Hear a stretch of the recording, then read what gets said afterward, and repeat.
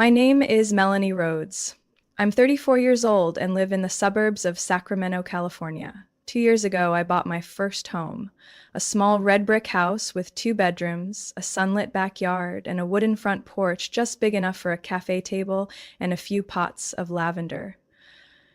It wasn't just property. To me, it was living proof of a decade of hard work, late nights, and pushing through every doubtful look, especially from my own parents. I grew up in a traditional middle-class household. My father, Dennis, is a veteran who now works as a heavy-duty mechanic. My mother, Karen, used to be an office assistant, but quit when I entered high school, proudly declaring she was now managing the children and the family's finances. They had rigid principles about how children must repay and never forget where they came from. But to me, what they called tradition often felt like control wrapped in moral obligation. After high school, I wasn't allowed to choose an out-of-state college. They claimed sending me away was a waste of taxpayer money. Still, I secretly applied and won a full scholarship to a university in Phoenix, Arizona. When I told them I was leaving, my father threw the award letter onto the kitchen table and said, his voice dripping with contempt, "If you want to fly high, pay your own way. Don't come crawling back." I nodded, and from that day on, I never asked them for anything again.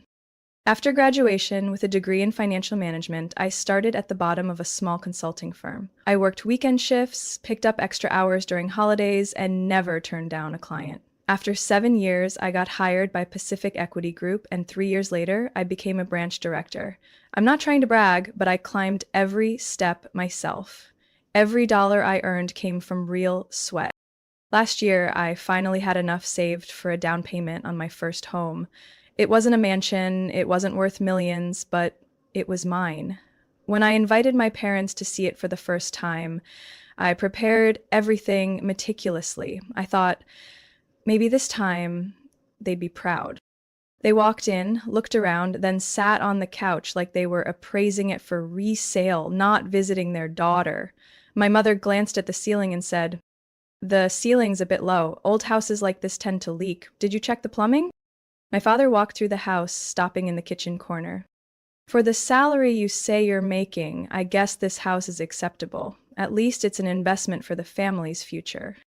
I froze. Family? This was my asset.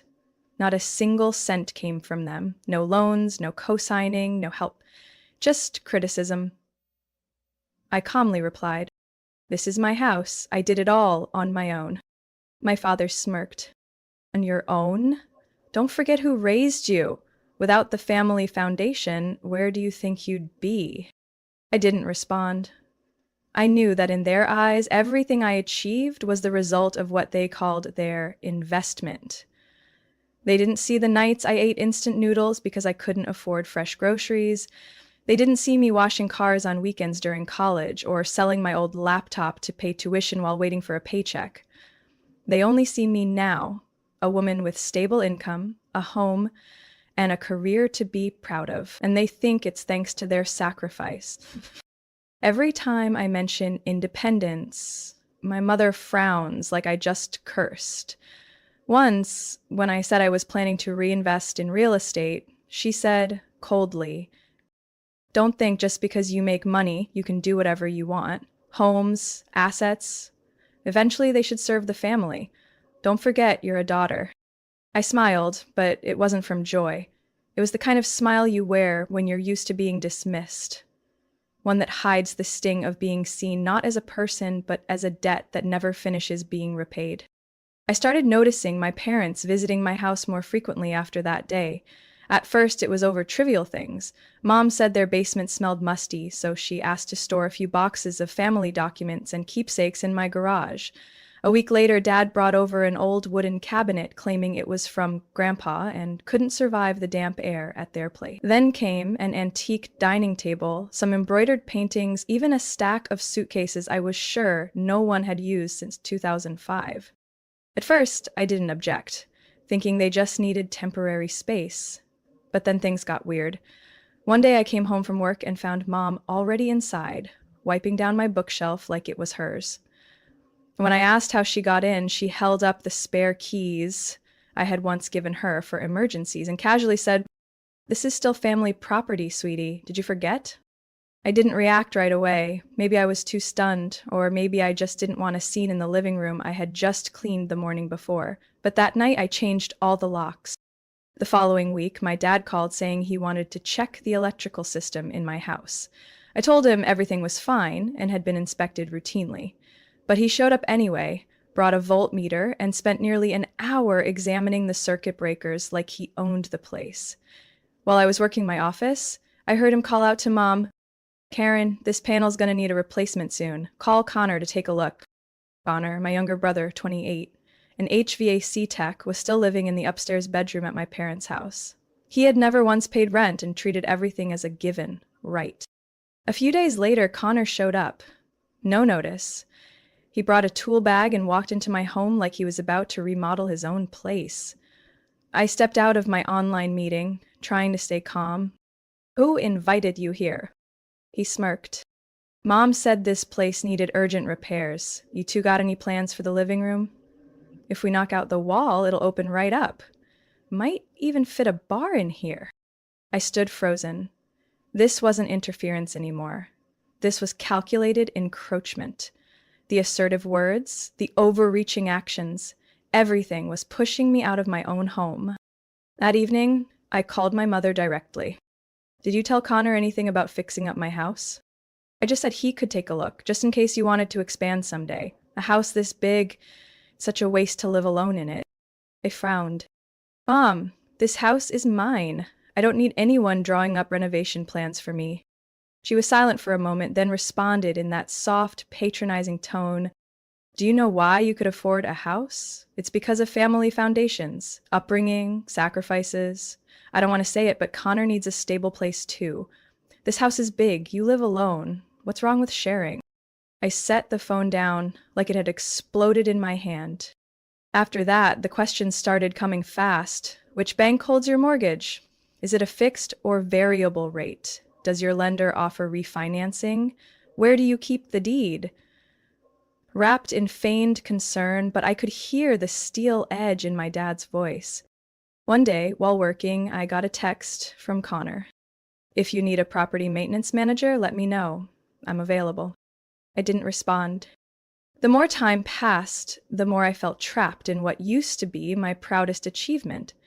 I locked my file drawers, reset all my online banking security, and moved the house deed to a secure vault at a local bank. I hid a backup copy in a private safe with a code I had never used anywhere else. The final straw came one night when I returned home late and found a large cardboard box at my door, no label, no name. Inside were old family photo frames, some childhood albums, and a handwritten note from my mom. "Peas belong where we all call home, the house that should belong to the whole family." I stood there, staring at photos of myself, a child who once believed that family bonds were unbreakable. I thought I'd been cautious enough, but it turned out this was only the beginning. I hosted a dinner to celebrate my promotion on a Saturday evening in early April, just as spring sunlight began to stretch across the neighborhood. I wanted that moment to be a bridge, to remind my parents and younger brother that even though I'd carved my own path, I still considered them family. I made Dad's favorite grilled beef, tossed a salad with Mom's usual olive oil dressing, and baked a lemon pie from scratch, the kind Connor once devoured half of in one afternoon back in high school. I laid out a new tablecloth, brought out the porcelain dishes I'd kept tucked away, and poured Napa Valley red wine I'd bought on a business trip to San Jose. At 6 p.m., the doorbell rang. I opened the door with a smile, but froze slightly when I saw Connor behind my parents. No heads up, no message. Just a casual remark from my mom as she stepped inside. "Your brother was free, so I told him to come along." I nodded, pulled up another chair, and told myself not to ruin the night. During dinner, things stayed civil at first. My mom complimented the new curtains, though her "how much did these cost?" made me pause mid-bite. My dad ate in silence, occasionally glancing around the house like he was taking inventory. Connor stayed glued to his phone, smirking now and then like he was reading something hilarious. I waited until we'd finished eating. Then I brought out the lemon pie and refilled the wine before saying, I have some good news to share. This week I was officially promoted to Regional Finance Director. There's a raise, and I'll be leading my own team. I smiled gently, trying to stay humble, but still hoping for a flicker of pride in their eyes. Silence. Then my mother spoke, her voice paper thin. So that means you'll be even busier? Aren't you worried about keeping up with the house? My dad set down his wine glass, eyes suddenly cold. Melanie, your mother and I have talked this through. This needs to be said while we're all here. A chill ran down my spine. Say what? He sat up straight, staring directly at me. This house should be a shared family asset. It's not reasonable for you to live alone in a place like this. Connor needs his own space to grow his career, and your mother's getting older. It's no longer convenient for her to deal with the stairs at our place. I sat frozen. What are you talking about? My mother chimed in, her voice trembling, not with emotion, but like she was holding back bitterness. Since you were little, have you ever had anything that wasn't thanks to this family? Your education, your upbringing, your foundation. Now that you've succeeded, it's time to give back. I swallowed the shock and said each word clearly. This is my house. I paid the down payment. My name is on the deed. I make the mortgage payments every month. No one helped me financially or otherwise. Connor scoffed, arms crossed. If no one had taken care of you growing up, you wouldn't even be here. Don't forget your roots, Melanie. Anyone listening would think you made it all on your own. My father leaned forward, voice steely. We've already made the decision. The family will be moving in within the next 2 weeks. Whether you stay or not, that's your choice. But this house will belong to the family. Your mother and I have sacrificed our whole lives. It's time we reap what we've sown. I stood up, voice rough. No, this is my home. No one has the right to take that from me. My mother squinted at me. If you have any conscience left, you won't say no. But if you're choosing to separate yourself from the family, so be it. My dad extended his hand. Give me the keys. I'll hold on to them tonight. I went still. My entire body froze, not from fear, but from disbelief. I looked at each person in that room, the people I called family, but none of them looked back at me like I belonged. They looked at me like a target. I placed the keys on the table without a word, then walked to the door, leaving behind an untouched lemon pie and a dry, bitter silence in the house they had just declared family property. I woke up the next morning on the sofa at my best friend Rachel's apartment. I hadn't gotten much sleep. My parents' words kept echoing like knives stabbing my chest. Hand over the keys. This house belongs to the family. I had handed them over, almost like a reflex. Not out of fear, but because I didn't want to become the one screaming in the kitchen, where I once dreamed of peaceful mornings with coffee and sunlight filtering through the blinds. Rachel had left a note before going to work. Call a lawyer. This isn't a joke. I glanced at my phone screen. 42 unread messages from the extended family group chat, mostly from my Aunt Sylvia, who had always believed a woman shouldn't live alone in a big house. I hadn't opened a single one when the phone rang. An unknown number. I picked up. Hello, this is Thomas Levine from Fairpoint Mortgage. I need to verify some recent changes made to the loan account for Miss Melanie Rhodes. I sat upright, a chill creeping down my spine. What changes? Around 4 p.m. yesterday, someone called to update the primary contact address, submitted a new email and phone number, and also requested to add 2 co-borrowers. One Dennis Rhodes, the other Karen Rhodes. I gripped the phone tighter. Did they say how they're related to me? They stated they're your parents. They provided your full social security number, date of birth, loan ID, even your personal security question. The file nearly went through if the system hadn't flagged it as suspicious. I closed my eyes. 4 p.m. yesterday was exactly when I was in the kitchen, listening to them declare, this house belongs to the family. They have no right to change anything. I am the sole owner, no co-borrowers, and no one is authorized to access my records. Understood. Because the information was so complete, we're required to verify directly. Would you like us to temporarily lock the account? Yes. Lock everything. Enable two-factor authentication and flag for fraud if anyone else contacts you again. I hung up, my heart pounding. They didn't just want the house. They wanted to make it official, turn me into a stranger on my own financial documents. I drove straight to the bank, requested the full access log, and printed copies of all activity related to the attempted transaction. The staff confirmed the call came from a landline registered under my father's name.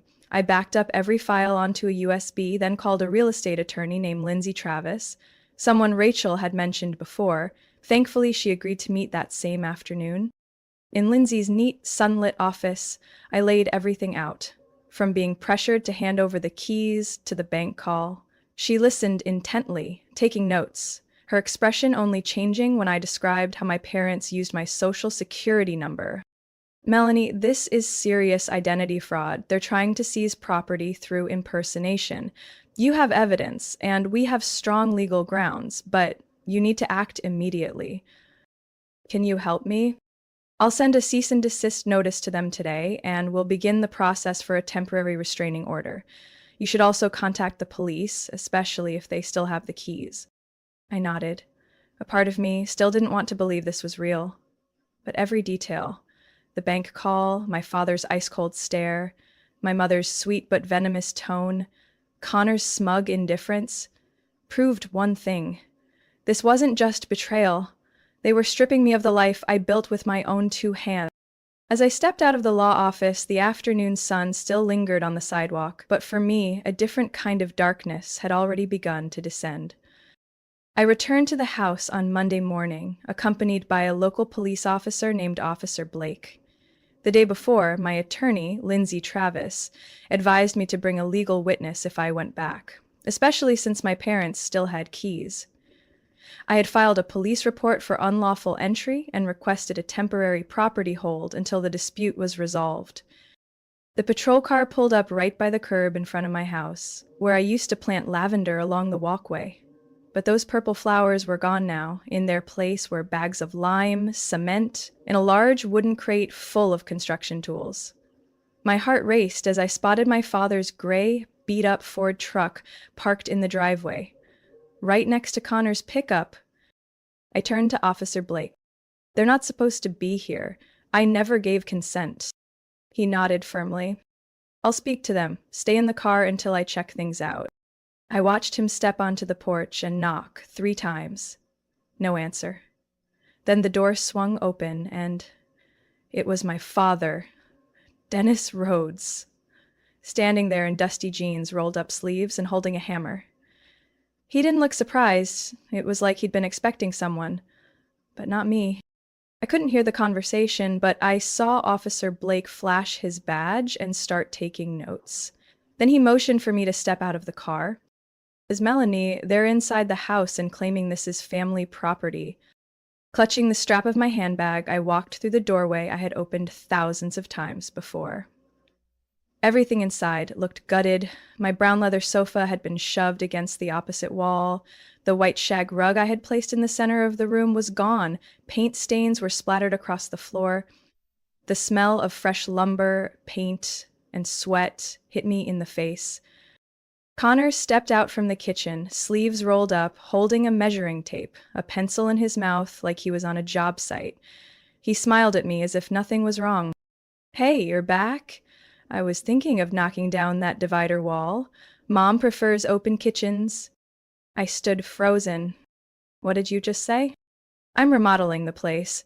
The old kitchen tiles were outdated. I found a great supplier. Smoke gray, looks real upscale. My dad walked over, clapped Connor on the shoulder, then turned to me wearing the look of someone making a family announcement. Melanie, this isn't just your decision anymore. This house belongs to the family. Your mother wants the living room turned into an ancestral shrine. Connor will take the upstairs. Your mother and I are moving in next week. I turned to Officer Blake. You see this? They're changing the structure, moving personal belongings, acting like they own the place. But I'm the only name on the deed. Officer Blake took notes seriously. I'll file a report for unauthorized entry and use of property. Do you want them removed today? I nodded. Yes, I want them out immediately. They have no right to be here.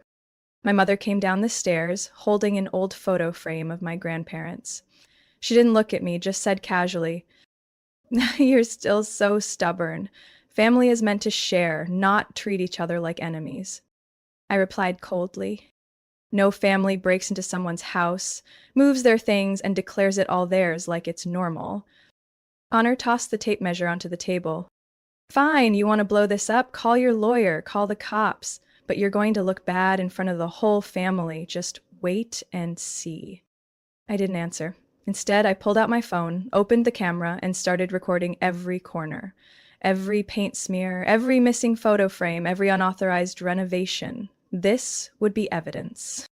I sat in attorney Lindsay Travis's office on Wednesday morning, 2 days after discovering, with the police, that my parents and younger brother had boldly renovated my home as if they owned it. The sun was out, but all I felt was a burning sting on my skin, like standing inside the furnace they built from greed and deceit. Lindsay wore a white blouse, hair pulled back, face calm, but her eyes were sharp as scalpels.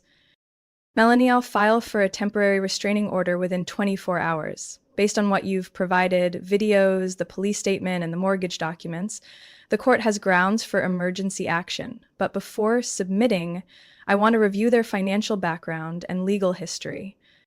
I nodded, gripping my cold paper coffee cup. "I suspect they're hiding debt, but I never thought to check." "Then let me handle that. With your consent, I'll have my legal team pull credit reports, registered assets, and any public filings related to Mr. Dennis and Mrs. Karen Rhodes."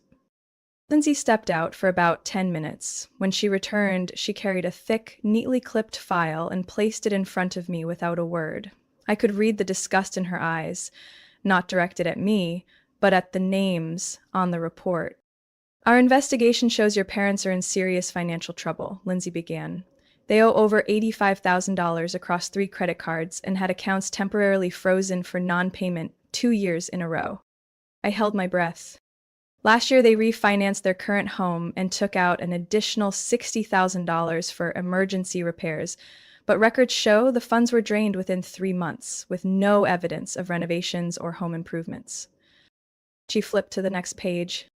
"More importantly, this isn't their first time engaging in shady financial behavior." Lindsay slid me a copy of a complaint filed in Placer County back in 2016. The filer, Barbara Jennings, my mother's sister. "His Barbara accused your parents of attempting to take control of her retirement savings account by forging her signature during a meeting with a financial advisor. The case was withdrawn before going to court due to an internal settlement, but the document is still in the public record." I didn't remember the details. Just that after that year, my mother always referred to Aunt Barbara as a traitor and forbade me from speaking to her. I felt like someone had just pushed me off the 20th floor. "Do you want to contact your aunt?" Lindsay asked. I nodded. "If anyone understands what I'm going through, it's her." That same afternoon, I called Aunt Barbara. She answered after 2 rings, her voice still warm and steady, just like when she used to take me to Disney movies as a kid. "Oh my God, how are you? Your mom said you ran off with bad influences," she said bitterly.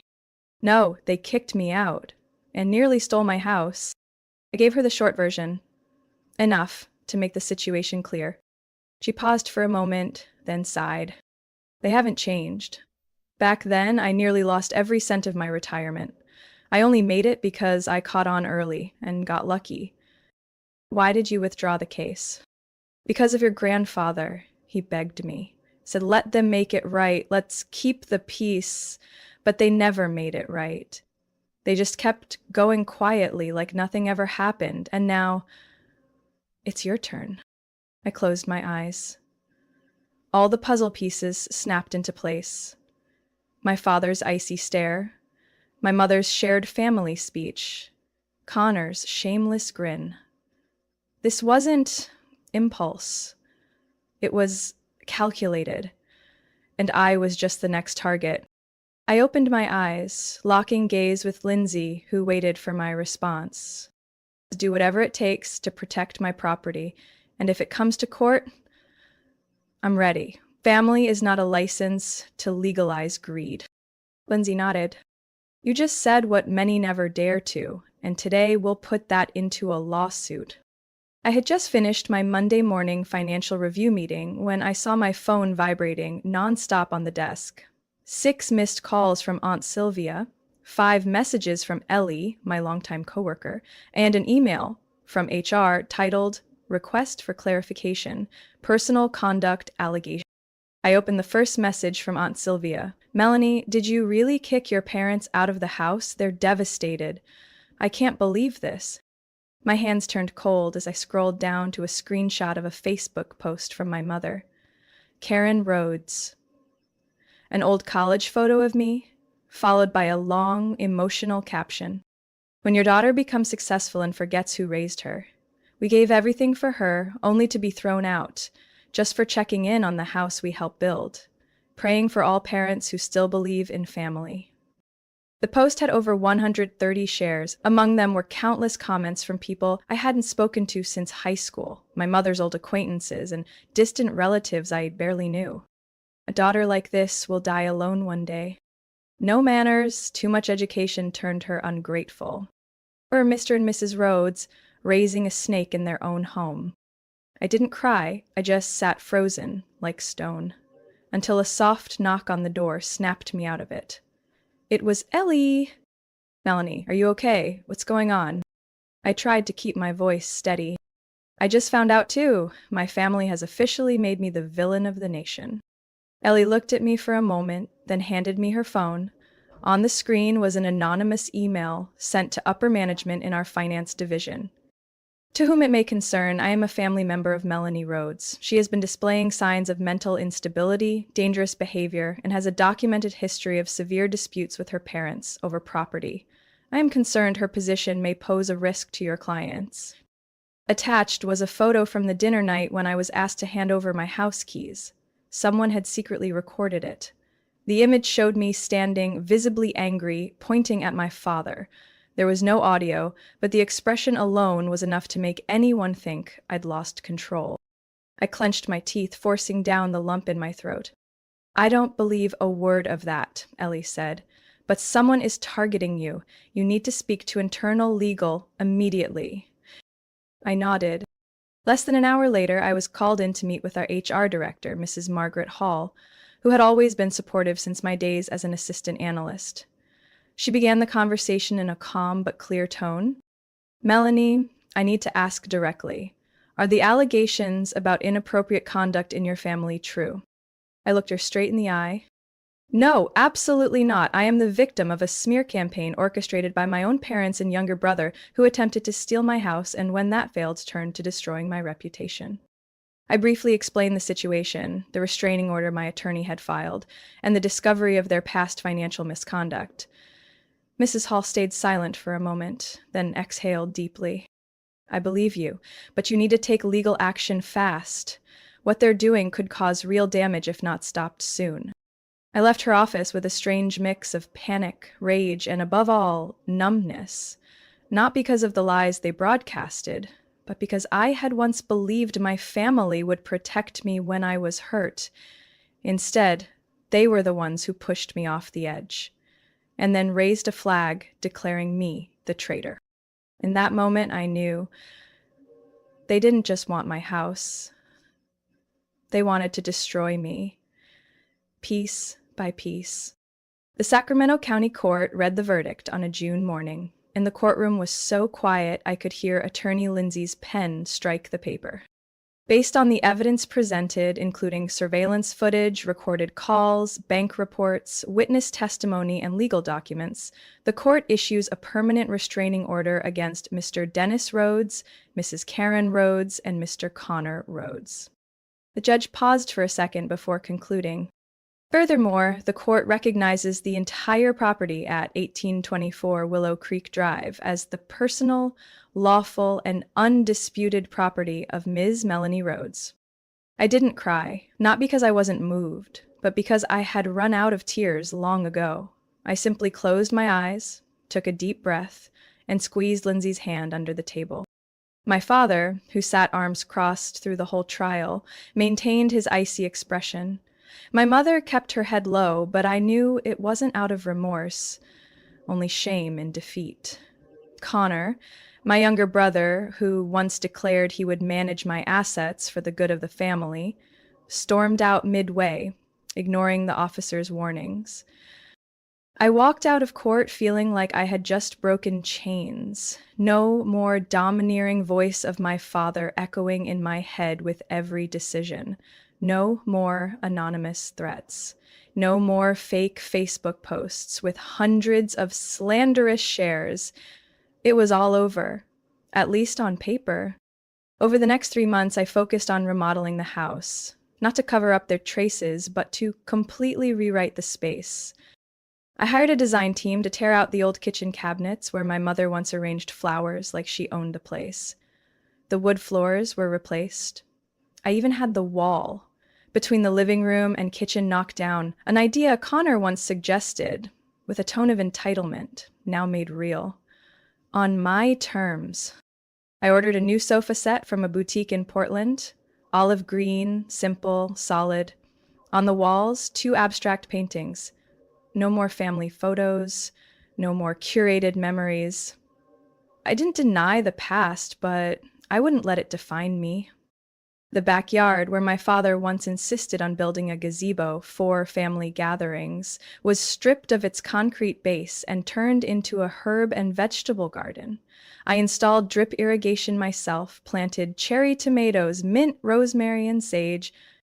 Every morning, I brewed coffee and stepped onto the back porch, listening to the soft drip of water, smelling the moist earth under the early sun.